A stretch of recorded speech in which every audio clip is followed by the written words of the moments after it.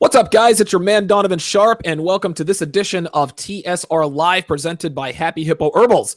If you are looking for a caffeine-free energy burst with laser focus and productivity, look no further than happyhippoherbals.com, home of the highest quality kratom on the planet. That's happyhippoherbals.com. Guys, when you pay with Bitcoin, you can save an additional 25% off of your entire purchase.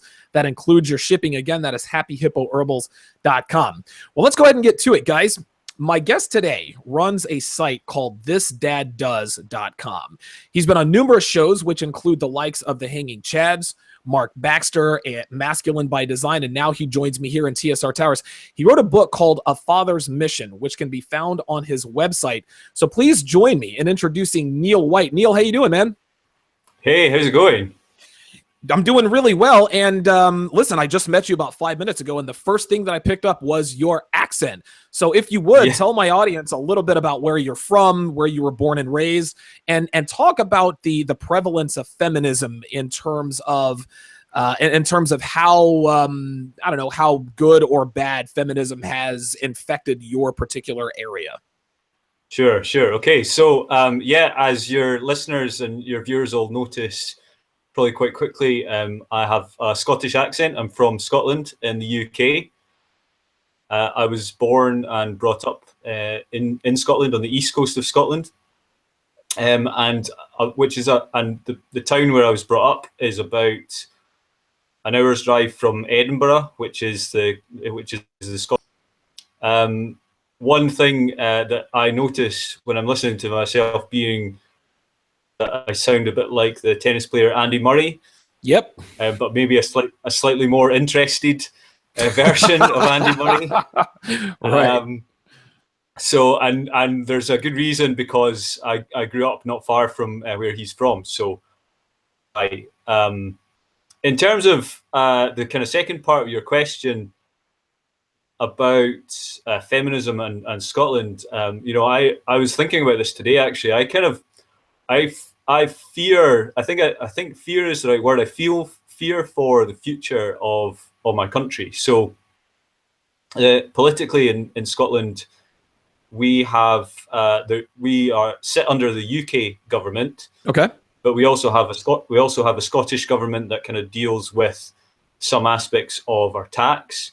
We have a separate legal system as well, which is all governed in Scotland, and UK law that kind of oversee that. But in terms of the dominant culture, feminism is a big driver, has a big say in the way that things are done in Scotland. We have a very left-leaning now, and even our right-wing politicians seem to be very left-leaning. We've been under the government. Our Nationalist Party have been in power here in Scotland for a number of years, and that sounds good. Nationalism in Scotland is very much a leftist, liberal, pro-feminist, kind of progressive movement, and so they've definitely brought in a lot of their ideas and ideologies, and a lot of that's actually been embedded in law as well since they've come into power.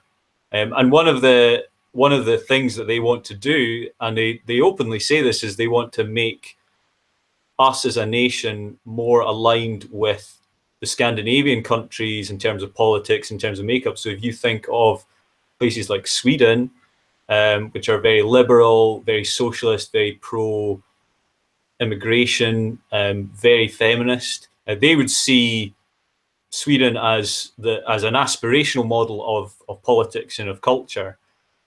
And so I think for men like me, who would consider themselves to be red-pilled and standing against that, I think that is a journey that we're on just now as a country. And actually, readers, I don't have a huge amount of readers from the UK. I think my message is more aligned with a lot of thinking in the US, but I do have a lot of Scottish readers and Scottish friends through my blog, and a lot of them are very much aligned to that way of thinking, and very much against the dominant culture that we see.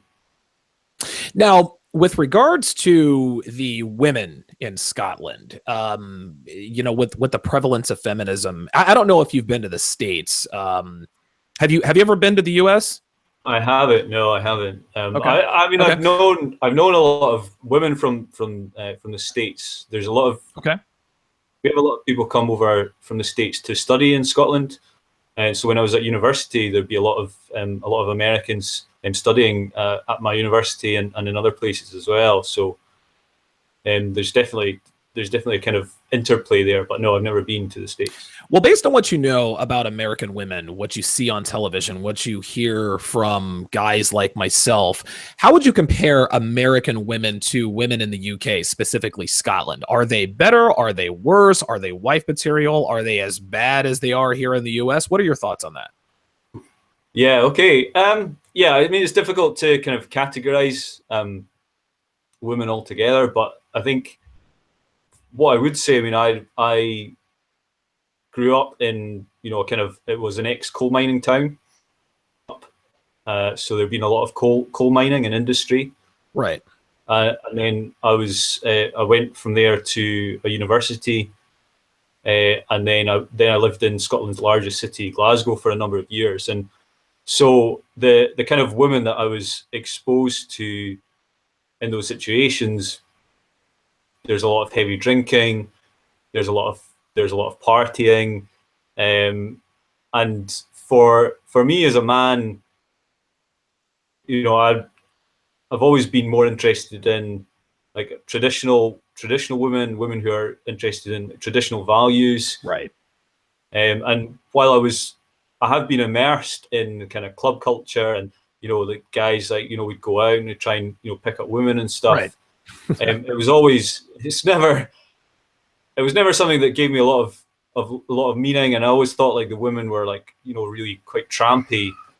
And there's this, I don't know, like I think in Scotland, like we have big problems with, we have like really high alcoholism rates. Okay. We have really high drug rates in comparison to the rest of the UK, and even in Europe as well. And there you see a lot of that is manifested in women, heavily drinking as well. I think in terms of the way that our politics is as well, is that you find that a lot of women would align themselves to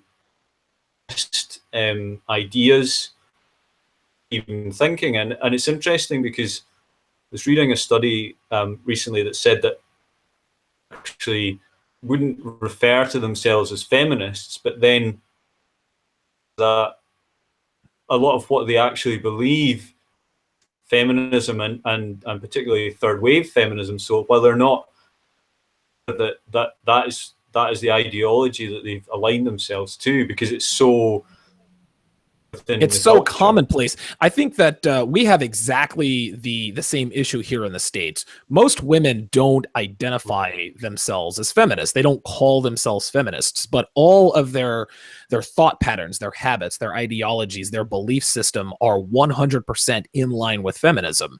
And that's, I mean, again, that speaks to the degeneracy of the culture here in America. And unfortunately, I guess there in the UK and Scotland. Let's talk a little bit about your book. Sure. A Father's Mission. What was the inspiration behind this particular book? What inspired you to write this book? Sure. So, well, I started to write it. So I'd been writing my blog for, I don't know, like a year and a half maybe. And what I wanted to do is I wanted to have my most popular posts together, and then I was going to send it out in a PDF out to my subscribers to develop the book. And I started to edit the posts, and it started to fall in together, and I started to write new content, and then I was a lot of it, and I was thinking, well, I'm putting a lot of work into this, and take shape into and something, just a free PDF or something more than just right. you send out. And so I started to develop it further into categories. I split it into what I call the 6 pillars of modern fatherhood, and then and added quite a lot of new content. I heavily edited popular stuff so that it read better for a book. I ended up with basically what I would consider my manifesto for what modern fatherhood should look like, an alternative view of modern fatherhood. So, and standing against the image of modern fatherhood that we get in the dominant culture and within the media, right, as well. Right. So that's really what it started off as a best of my blog, but then it turned into this whole other thing, besto for fathers in our times. Why do you think fathers are becoming less important in today's nuclear families? Obviously, we can point to media, social media, et cetera, but what do you think is the underlying issue in terms of why fathers seem to be obviously fathers are very important, and I think the importance of fathers manifest. I mean, the importance of fathers, we see it every day. Just the degeneracy of our culture, marriage on the decline, children being raised without fathers, et cetera. Why do you think that society makes or demagnifies the importance of a father's role in a child's life? Sure. Well, I mean, I think there's probably a number of reasons, and I think the one that springs to mind first and foremost is that we've kind of, as a certainly in Western society, we've started to enter into this kind of feminism death spiral, what I would call the feminism death spiral, where the anything that is male is degenerate, is perverted. Anything male is evil and is a threat. And so when you tar all men with this brush of being perverted, of being dangerous, of course fatherhood is going to take a hit. And I think you see that just now in the current events, where we have high profile figures who have been accused of sexual misconduct and sexual harassment. It happened almost within hours of, well, the Harvey Weinstein was the most famous. That was the one, big one. That was others. The big fish. Within hours of the Harvey Weinstein thing, you had the media kind of pivot it right round to say, well, it's not just this one guy or this handful of degenerate men have been engaged in this kind of behavior. It's actually and you see the media push that narrative so hard that they take these isolated incidents and they spin it round into all men are sexual abusers, all men are predators in waiting. And I think that's a really good example of why we see fatherhood being maligned, where actually the evidence shows that fathers are absolutely necessary for raising of children. And there's numerous statistics, and I've repeated them on my blog, but sure. Fatherless homes, that children are more likely to suffer from depression, they're more likely to drop out of school, they're more likely to end up in juvenile detention, and all of these things, like their daughters are more likely to end up engaged in prostitution or on drugs, and none of that fits with the dominant feminist narrative. And that's why you see fatherhood getting a bad rap, because they don't want to talk about that. They don't want to talk about strong fatherhood being necessary for a healthy and a functioning society. Okay. I'm just going to do a quick humble brag here. Actually, I'm a big bragger. My woman just brought me these miniature breakfast quiches. She hears me in here on the air, and she feels it necessary to make sure that I am taken care of, because I'm a big guy. I'm about 230 pounds, and so she knows I've got a fairly big appetite. So there you guys go. Nice. More bragging there. It's it's called a mini caprese. Wow, a mini caprese quiche. Wow, very, very nice. My girl my girlfriend was fortunate enough to have been raised in a two-parent home, and obviously a two-parent home is the best for children. But divorce rates being so high, it's inevitable that a lot of kids, if not most of them, are going to be raised in broken homes. So I'm going to put you on the spot here. Sure. Which make better parents, single mothers or single fathers? Yeah, I mean that's a difficult one, isn't it? Yeah. I think there was I'm sure I saw a study a while ago where there was a they were kind of, and I can't remember the source, so I want to be careful here. Okay. But they were talking about this very issue and what the sorry, I've lost audio, I've lost the video there, so I'm a bit distracted. No, you're good. I'm still here. I just turned off my All right, okay. Cool. Yeah, so they've done studies into it, and I think that what you have to be a little bit careful with data is that if you're taking a kind of section of single fathers and a section of single mothers, that you would expect that in a sample of single mothers, they're going to be, because you've got a much broader spectrum, then you're probably going to get a lot more women from like low income homes, maybe have Sure. background of drugs, maybe have had multiple partners, maybe have been domestic abuse. So I think you have to factor that in. But I think that ideally what you want is both. I think undoubtedly there are some single mothers that are doing a great job, but there's also some single mothers who are doing a terrible job. And you see that a lot as well. I'm kind of dodging the question here. I'm not sure if there's a difference. I think it could be done right, for both sexes.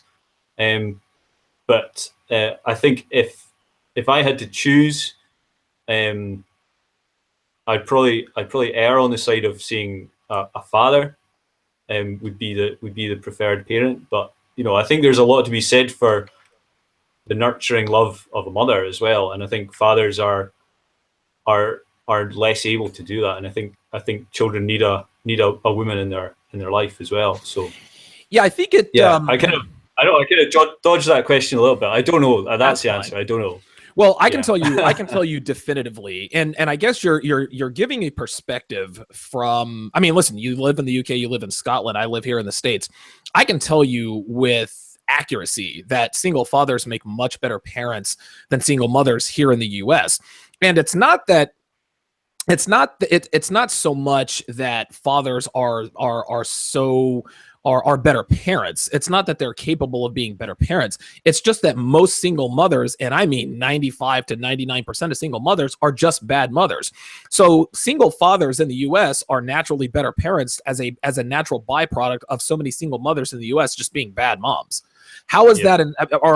Because obviously there are single moms and single fathers in Scotland. It would appear to me, just based on what you're telling me, that single mothers are not as bad in Scotland as they are here in the States. That's what it sounds like you're telling me. Sure. Yeah, I mean, I think there's a broad spectrum. I think one kind of factor, I guess, because and I bet you could probably search. There was definitely research. I saw it, I read it, and it was suggesting that children who are raised in single father homes have better outcomes than children who are raised in single mother homes. And I think I would say that is probably the case.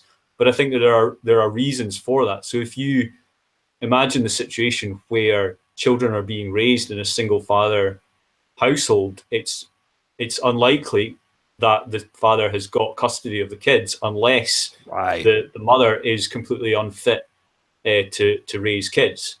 The other reason would be that she's dead as well. So that would be the only two real situations where a father is going to get custody of the kids. And so in that situation, then he's going to do a good job because that's the situation he's in. Whereas women can with a guy like one night and end up with a kid completely unprepared for motherhood. Maybe they did it to like get revenge, or like we have fair state, and it's that if you want social housing, you get put to the front of the queue. So right, if you want, and that's the way it works here in social the States. housing. Yeah, go ahead. Go ahead.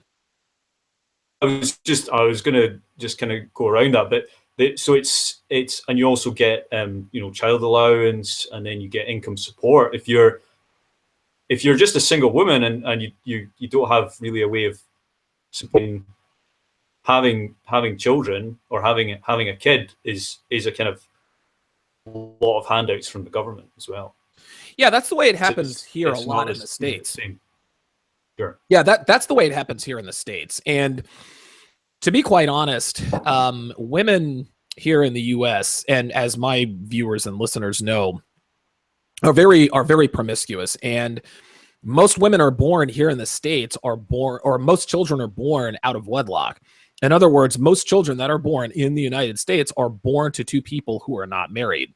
Is it the same in Scotland? Is it more? Is it less? How does it work there? I'm not sure about the statistics, but I would say it's probably about the same. Yeah, I mean, Really? yeah, I would, yeah, it's maybe slightly higher. And there is still a kind of traditional view, and I know a lot of people who don't have any kind of religious conviction, but would prefer to be married before they have kids. Right. And I guess for a kind of stabilize the kind of relationship. But one thing that, again, the government in this country has done is that they have changed the law so that legally if you're a couple who are cohabiting, or a same-sex couple, or in some kind of other relationship, you can have the same legal rights as a married couple do as well. So it's kind of marriage is definitely becoming a very fluid thing, and I think that ultimately be to the detriment of children, because Yes. you have the commitment to each other to get married, and they're saying that this is the way that with each other, and we want to raise kids together. I think that is the best place for kids to grow up. More kind of fluid relationships, it's easier just to, and there's less writing on them. So yeah, it would appear, and the laws that have been written, I guess, that have been passed there in Scotland, it's been like this in the U.S. for decades. What the government has essentially done is de-incentivize marriage. But they've incentivized it and de-incentivized it. They have de-incentivized marriage in a way that, for men anyway, because as soon as you get married in the United States, all of your leverage is out the door. Because better than 85% of the time, in the event of a divorce or a separation, child custody is awarded to the mother, irregardless of how fit or unfit a mother she may be. That is well documented.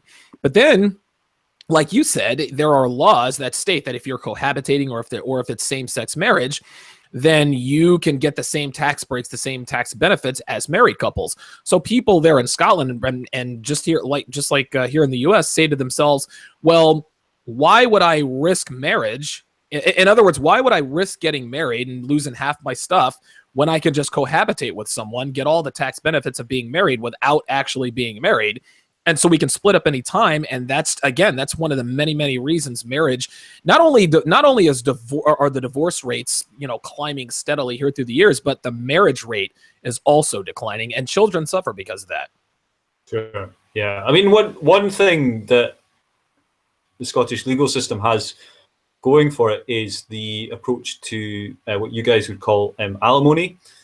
Yes. So in England, and I know in the States, I think it's similar, where men could be required to pay alimony for years and years and years, and like crippling amounts that basically make them financially destitute. Whereas in Scotland, that's not the case, and I think there's a cap that it can only be really for 5 years, and there's kind of limits on men are required to pay as well. So it's less.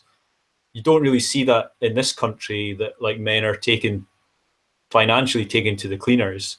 But like you would see that in England, because they've got a different legal system there, and it's more closely aligned to the one in the States. Because, well, I don't want to get too much into history, but actually, when the United States was a colony, always had its own legal system. So our legal system developed completely separate from the English one. So it's based on a completely different set of values and laws.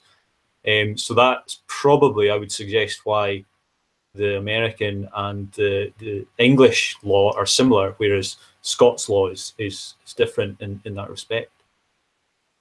Now, how are Scottish laws similar or dissimilar to English laws with regards to marriage, custody, alimony? Is there much of a difference? Is there a big difference? How do they differ?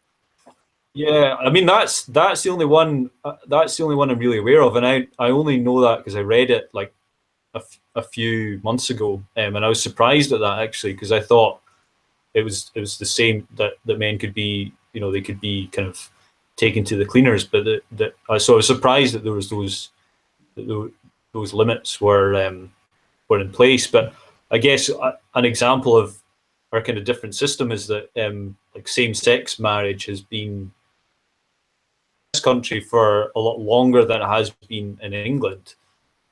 The first kind of legal in the UK to have same-sex marriage as being a thing. So there's differences there, definitely. Okay. Gentlemen, you are listening to TSR Live with special guest Neil White. He can be followed on Twitter at ThisDadDoes. He is the author of the book A Father's Mission, which can be found on his website, thismandoes.com, as well as Amazon, and I'll link them both in the description.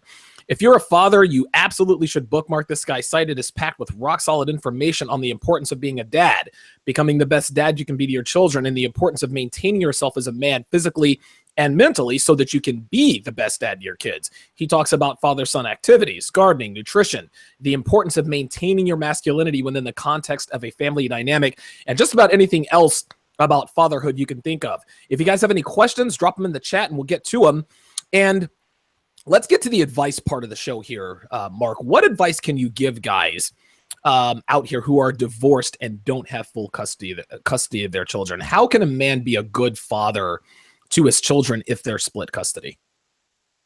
So, well, I wrote a post on this. Well, not specifically on that. It kind of touched on that a little bit, and it was about making the time count. Right. If you have joint custody, then that probably doesn't mean that it's 50-50. It means you'll have, I don't know, maybe you'll have like every other weekend, something like that, or maybe and Wednesday afternoon, or I don't know. But so your time with your kids is going to be much more limited than if you were at home all the time and you saw them all the time. And so it's important for you to be making the most of that time in terms of being able to share your vision with your children. And that's something that I talk about in my book, is about having a vision for how you want your children to be and how you want their outcomes in life to be as well. And so you're thinking towards the future. And for me, that's a step away from the style of fatherhood that, and I think it was, Hunter Drew on the Family Alpha, like he talks about like zombie dads that are just kind of, just like these zombies going through fatherhood, and they're not really engaged in the process. They're not really engaged in what the outcomes are going to be. And I think that is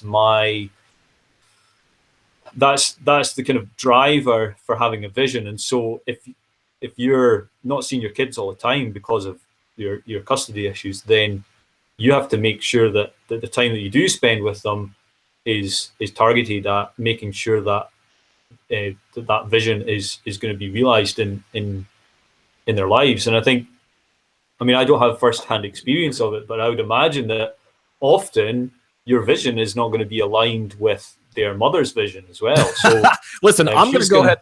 I'm going to go ahead and go out on a limb and say in America, a father's vision is absolutely not aligned with the mother's vision. right. So yes, yeah. I mean, again, I know it's a little bit better in Scotland, but here in the States, listen, man, and pardon my language, but women here are fucked up, man. And because of that, women, I mean, moms are fucked up. So yes, it is safe to say that at least in the States, a man's vision for his kids are very different from a woman's visions for her kids, if she has a vision at all. A lot of times mothers use their children to get back at the father in many different ways. So unfortunately, that's what a lot of men deal with.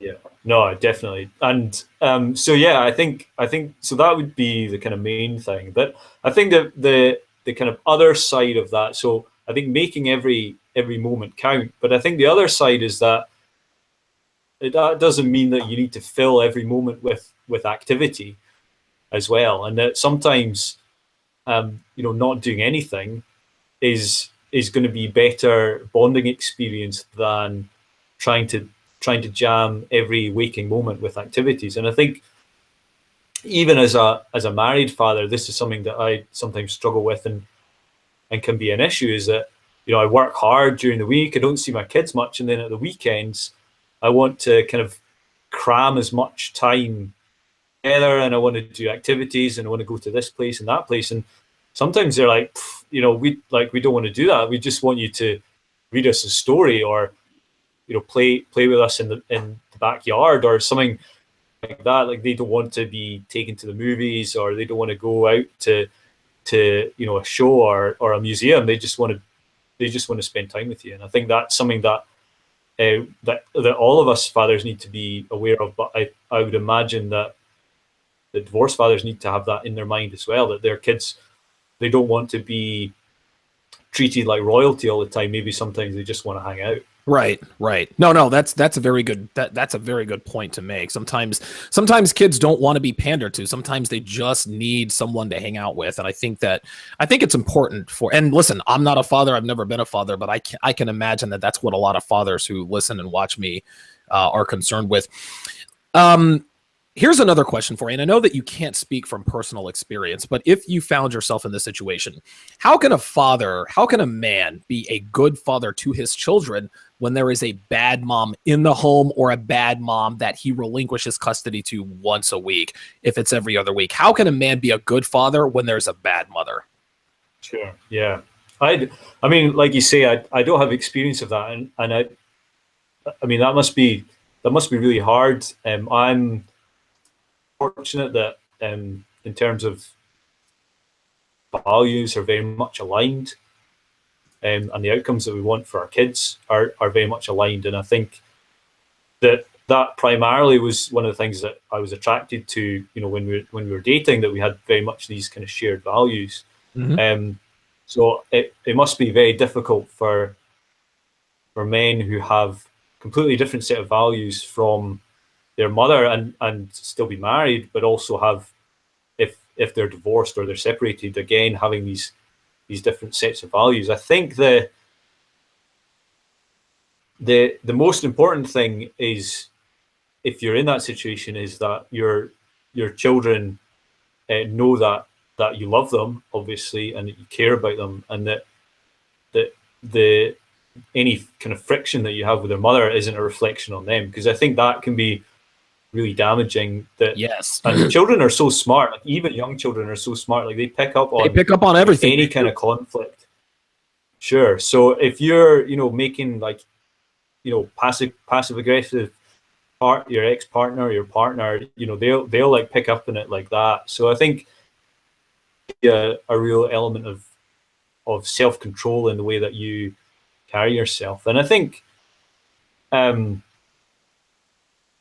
if you have and this is something, again, this is for all fathers, but I think it applies especially in the situation you've described, is that we shouldn't be ashamed of our vision, and we shouldn't be ashamed of the values that we have. So I in the book, I talk a lot about my faith, and I talk about how I want my children to share in the faith that I have, in my religious faith, and that but that in different situations, different values, men, we shouldn't be ashamed of the things that we put value in. And I think if we're not ashamed, then that then translates into the relationship that we have with our kids, and that we should be willing. So if we value something, if we value like masculinity, if we value male energy, if we value the differences between genders, then it's important for us to be upfront and open about that, rather than hiding away from it because it might cause conflict or it might cause us awkward questions. How long have you been married, Neil? Yeah. Okay. So be. I hope you're, dude. I was gonna say, I hope your wife's not watching, man. You had to think about that. I hope she's not watching. I know. No, 8.5 years. So yeah, it'll be 9 years in Okay. April, so okay. So obviously you're a happily married man. You've got a few kids. What about your wife? What about her attracted to you? And the reason I ask that is I want you to tell my audience what things in a woman should men look for in a potential mother and a potential wife and a potential long-term partner. Sure. So I wrote an article on this, which was called "How to Choose the Right Woman for Marriage." Okay. A lot of that, the answer is in there, but I can summarize it right now. I think when I was at the stage where I was kind of looking for someone that I wanted to marry and I wanted to have kids with, I was specifically for someone who shared values with me, someone who was going to be a good mother as well, and of course somebody who was physically attracted to. But actually, of course, the first two are as important as the last one for me. And I think I spent a lot of time with the woman who's now my wife, just observing her and observing how she, before we dated or anything, she interacted with other people, observing how she interacted with children and with other people's children. And then I spent a lot of time understanding how she behaved around her own family. I found out that she was the oldest in her kind of wider family, and so she'd kind of grown up looking after like her aunts and uncles' kids as well. And so I started to build up this picture that this was a woman who was shared my values, and we spent a lot of time talking about that. But also, she was a woman who was totally committed to bringing up kids,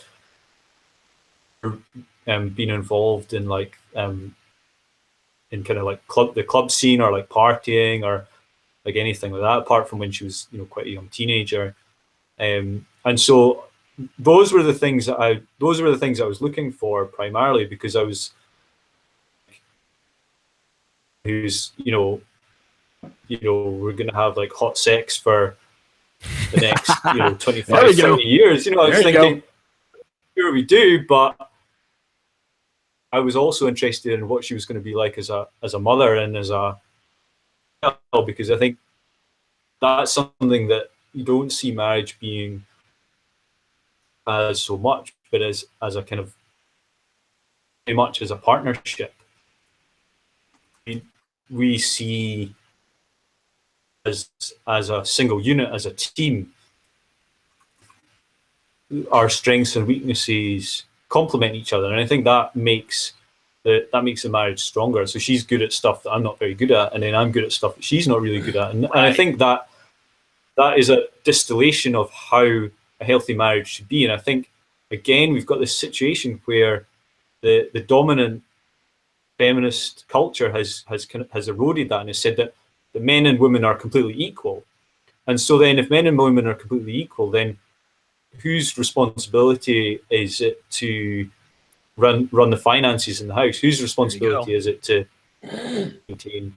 Whereas if you have a more complementary complementary partnership in terms of responsibilities, and the man has other responsibilities, and those are based on their inherent skills and their inherent nature.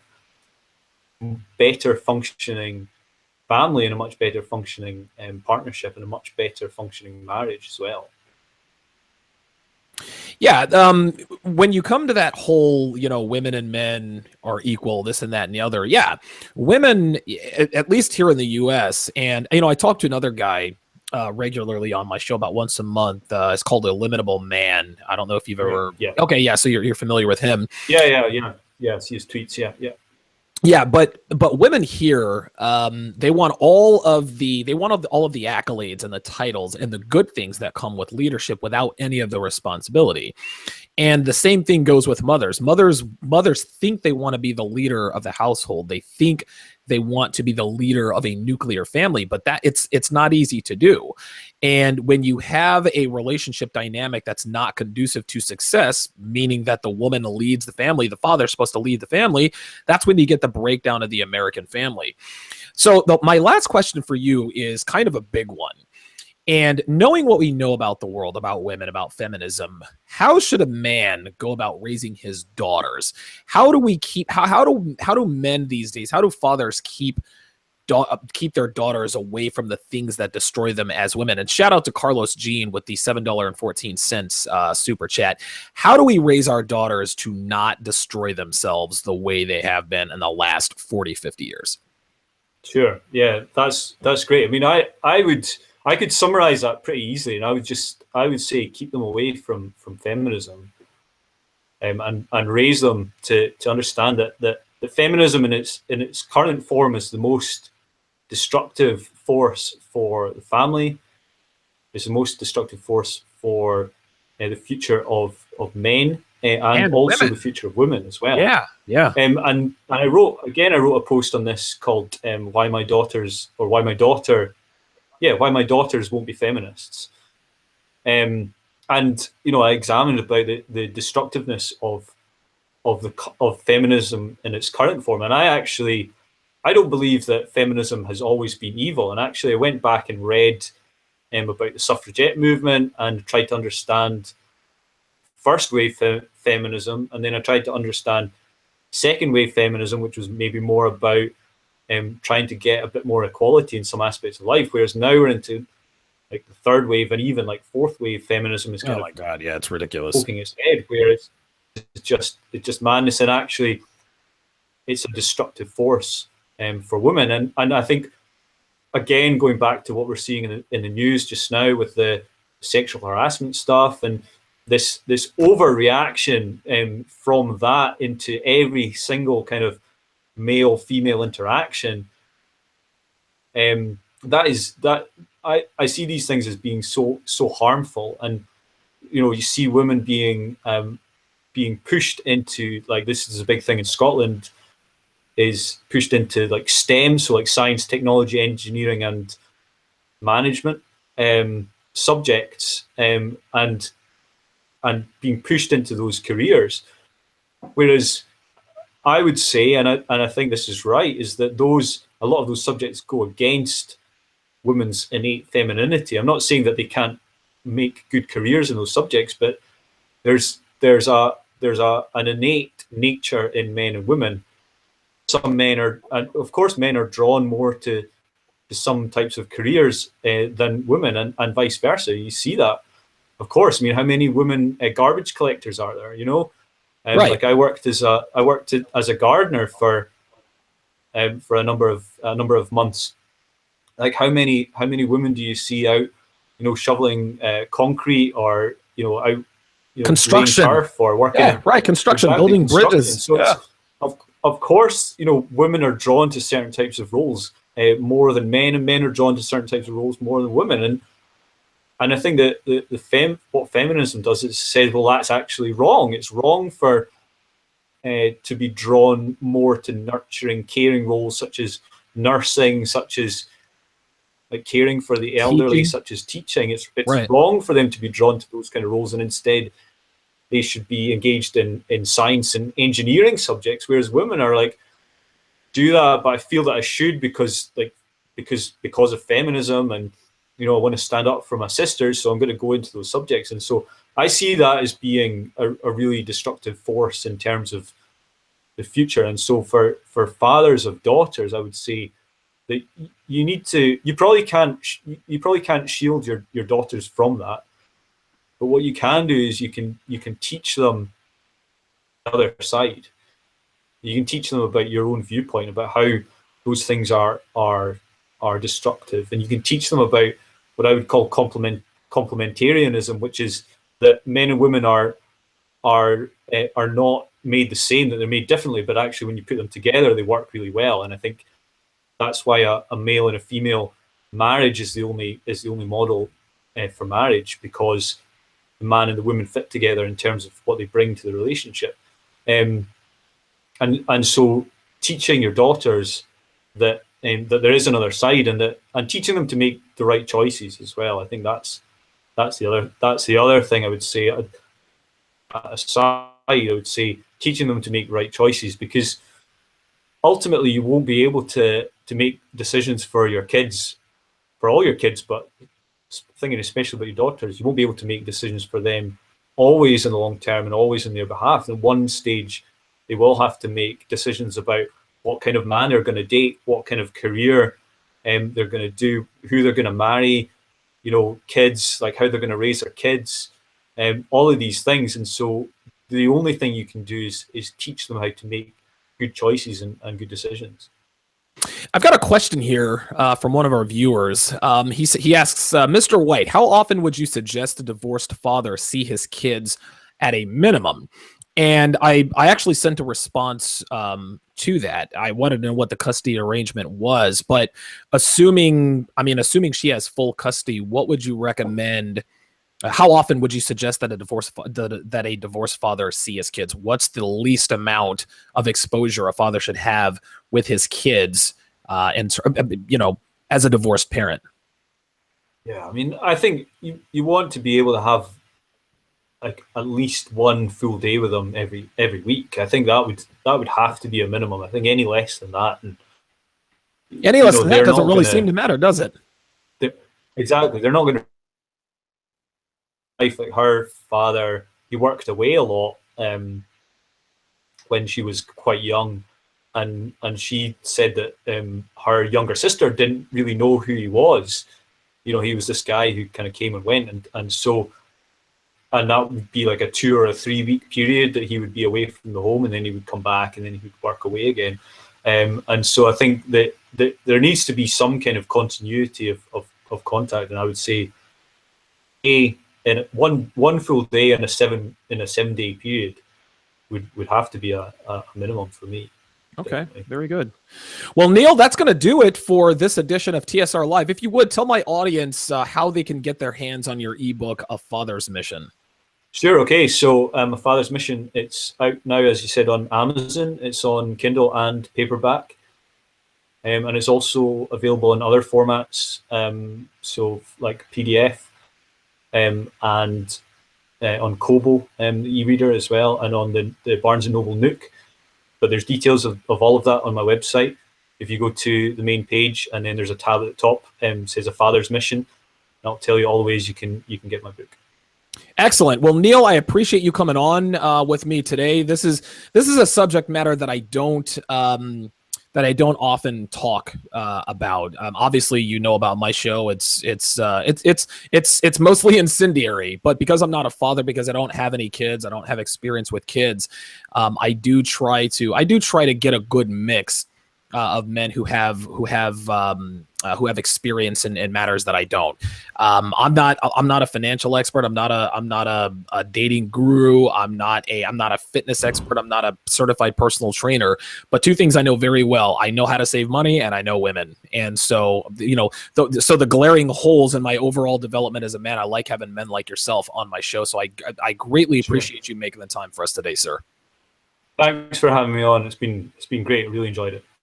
That's going to do it for this edition of TSR Live. For those of you who want to listen to other episodes of TSR Live, as well as TSR Sports Talk and Sharp Shorts, go to donovansharp.com or thesharpreality.com.